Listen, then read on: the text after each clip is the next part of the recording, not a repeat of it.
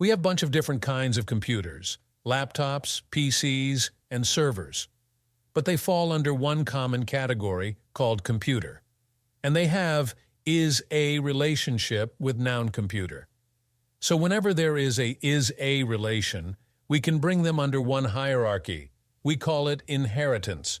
It means we can write an interface called as a computer and define all the behaviors computer can have. Once this interface is ready, we can implement different types of computers using this interface. For example, laptop, PC, and server. Let's sample implementation of laptop. Here we have laptop class and it is implementing computer interface.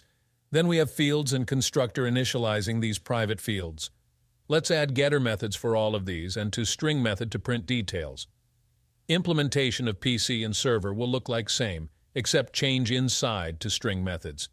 In real world, these computers will have different kinds of configuration and behave differently, but for sake of demo, we are keeping it simple. Now, we can start creating objects of these concrete classes. But instead of exposing concrete classes to the world and allowing to create these computers all over place, we can set up a factory to create computers. This way, we will have control over creating computers. Client can tell what kind of computer it wants. Client will provide all details of computer, and factory will create it and ship it to the client. Isn't that awesome? Now we have complete control over factory and tweak computer creation process if needed. Also, if needed, we can add process to create new types of computers in future. Let's see usage of this factory. We will create server with Ryzen 5 processor, 16 GB RAM and black color. Let's print it. Let's create one more computer of type laptop with Intel i9 processor, 16 GB RAM and white color.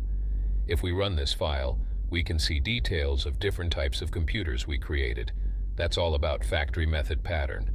To see more design pattern videos in future, please like and subscribe this channel. Thank you.